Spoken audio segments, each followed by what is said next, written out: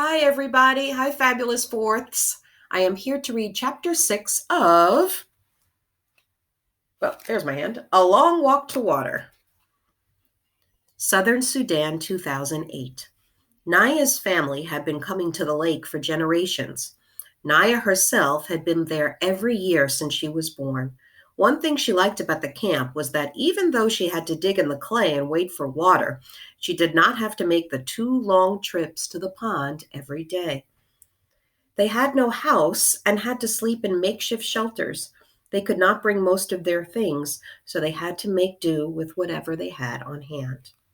But the worst was the look on her mother's face when Naya's father and older brother went off to hunt. Her mother was afraid that the men in the family would run into Dinka tribesmen somewhere, that they would fight and get injured. Or worse. They had been lucky all these years.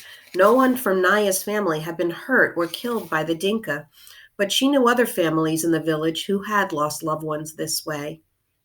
Naya could see the questions in her mother's face every morning, hoping they would be lucky again. Southern Sudan, 1985. Salva's mouth closed and opened again as if he were a fish. He tried to speak, but no sound came out of his throat. He tried to move, but his feet seemed stuck to the ground. Salva, the man said again. Uncle, he cried out and ran into the man's arms. Uncle Jewar was the younger brother of Salva's father. Salva hadn't seen him in at least 2 years because he had been in the army. Uncle must know about the war and the fighting. Maybe he will know where his family is. But these hopes were dashed as soon as Uncle spoke. Are you alone, and where is your family? Salva hardly knew where to begin. As Salva spoke, Uncle nodded or shook his head. His face became very solemn when Salva told him that he had not seen or heard a single word of his family in all that time. Salva's voice trailed off and he lowered his head.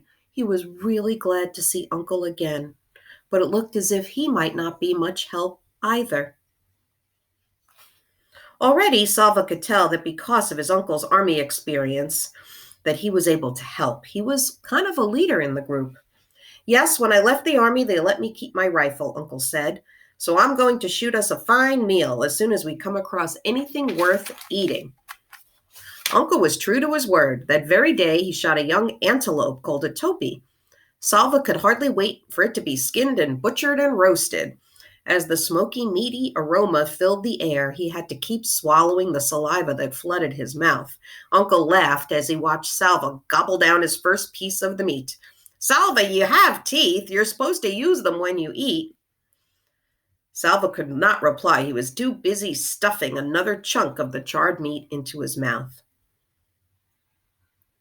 But after many weeks of starvation, his stomach later in the evening rebelled, and he spent most of the night feeling sick, and so did other people in the village.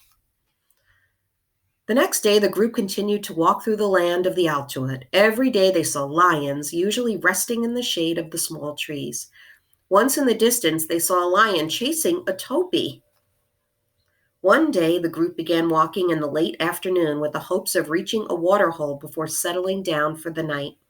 But there was no water anywhere, and they searched for miles. They kept walking into the night. For 10 hours they walked. Uncle and other leaders finally decided that the group had to rest.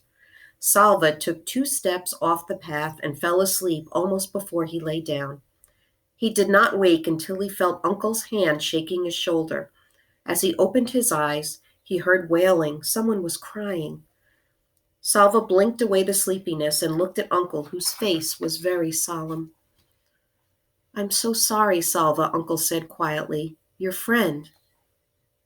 Mariel? Salva looked around. He should be somewhere nearby. I don't remember if he slept near me. I was so tired. Perhaps he's gone to find something to eat. I'm sorry, Uncle said. A cold fist seemed to grip Salva's heart. Okay, we'll continue with chapter 7 next time. Bye, friends.